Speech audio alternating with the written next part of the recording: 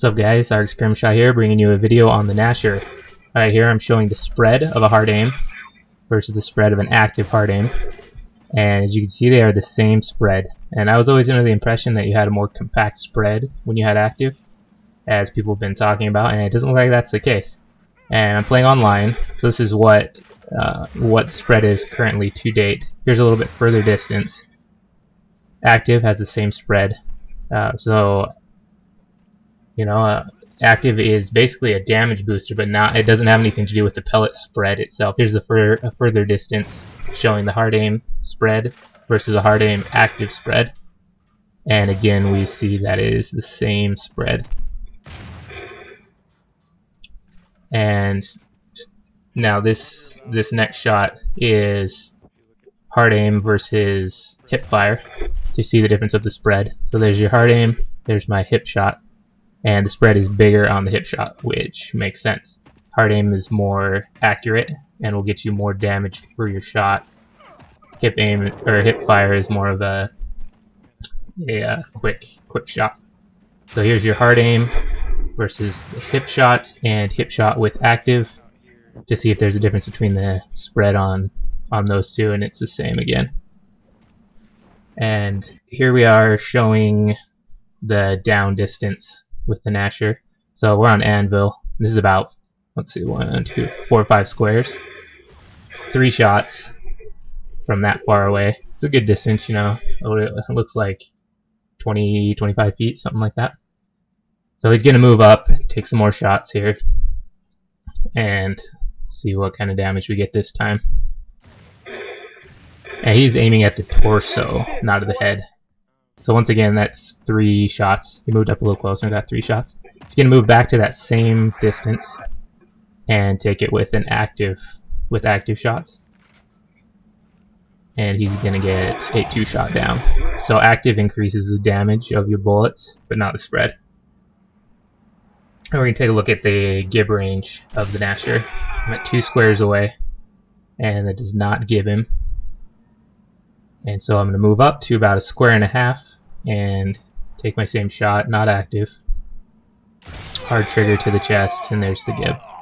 I know some of you guys say jib versus gib, and I've just always said gib back from the Quake 3 Arena days. It's just how I always say it, so there it is. So there's the hip shot. And the accuracy made me do less damage, is what he told me. So my spread is a little bigger, I did a little less damage. But once I move up into the gib range, it basically doesn't matter whether you're hard aiming or hip firing. So once you're within that gib range, it just, if you land the shot, it does the damage.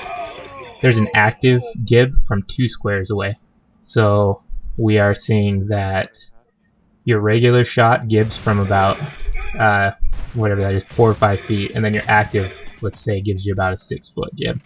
So active gives you a slightly further gib range.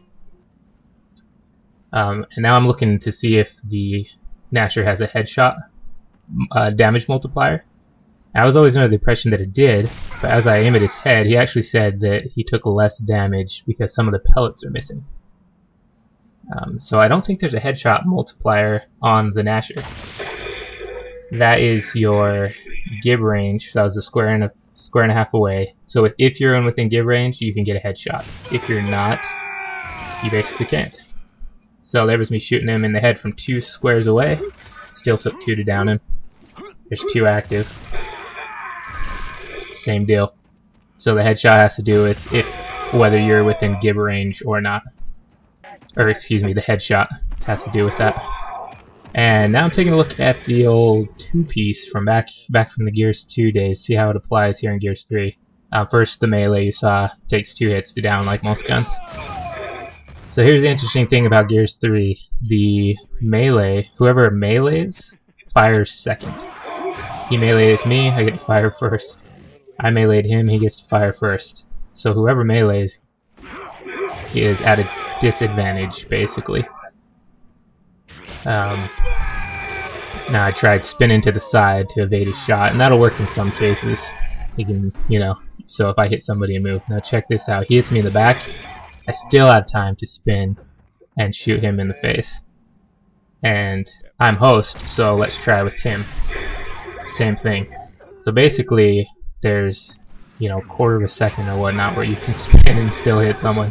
I just wanted to show some hipfire lancer spray as a counter to the Gnasher. Here it is with active. So as people, he's hard aiming at me, but I'm strafing and hipfiring. So if I don't want to hard aim with the lancer, I'll be a non-moving target. And that there is showing how quickly you can shoot right out of a roadie run. And I know I'm moving through this quick, but I don't want this to be too long of a video. So I'm showing you here a wall cancel into a shot. I'm shooting forward at that pillar just past my cover, as you can see. And the reason you want to do this is if you want to move a little faster towards your opponent, take the shot without waiting. See, if I take the cover, there's a half a second before I can fire. If I cancel the cover, which I'll do I think on the next bounce, I'll cancel the cover and I can take the shot quicker. So that's just a little Gnasher technique. Alright, so there's me analyzing the gun. Here's me fighting with it a little bit. This technique is using cover between your shots. Take the shot, get behind cover. Take the shot, get behind cover. I think I do a little bit of that here too. Take the shot, try and move behind cover.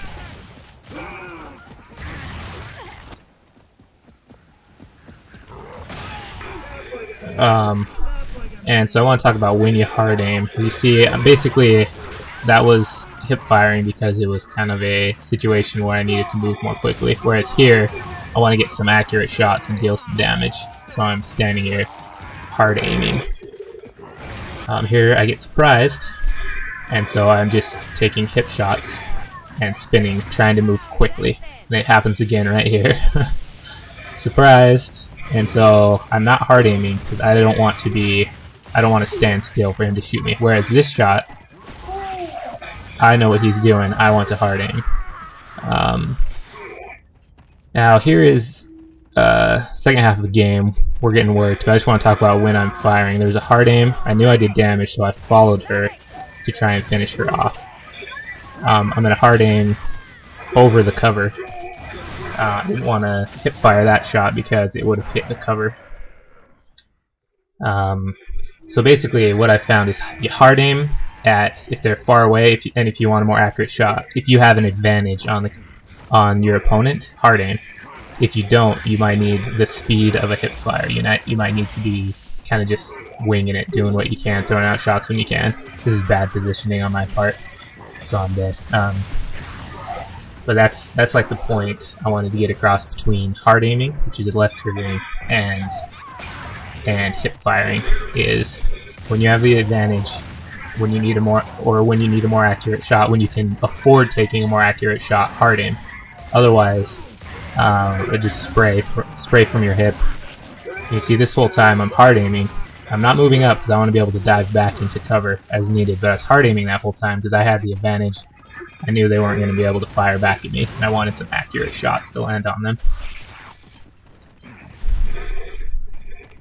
Same thing. Well, I'm baiting them a little bit. See what's up there. So I got two opponents up there, and I'll see my teammate here in just 1 second and move out.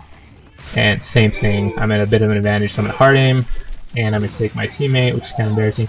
Now hip fire, because I was surprised. Again, hip fire. I just pure luck, you know. I was like, wow, I gotta pop out and take a shot real quick. I don't have time to hard aim, and this is just ridiculous to attack her. So hopefully we're getting this point across here. It's kind of hard to narrate this as it goes, and kind of embarrassing. Wasn't my best game. Had some okay shots here and there. So I like to spot my opponents as often as possible. It actually can give you an advantage in a shotgun battle, hip firing, because I want to move around a lot. Now I'm going to hip fire on this guy a few times. As he moves away, I'm going to hard trigger, because I wanted a shot before he could get away. But I spot opponents as often as I can. It gives you can see them as they're hiding behind cover. So if you guys are going around cover, you can actually keep track of your opponent. So I spot as often as possible. Not even, it's helpful for team, it's helpful for yourself. This is the Get Nash Deep playlist. So I've got an advantage, I'm hard aiming, falling back. And now I want to just move. I just want to move, so I'm just hip firing. On the Get Gnasher playlist, if you haven't played it, the snub comes with 1 bullet that will give you a headshot. So that is why I pull it out and take a shot every once in a while. I think I get one right here. Yeah. All right. So this is all turning into like me being surprised. You can see a lot of hip firing here, and I evade her shot. So you try and take your shot, bounce around, and see I hard aimed on that one. I knew where she was coming.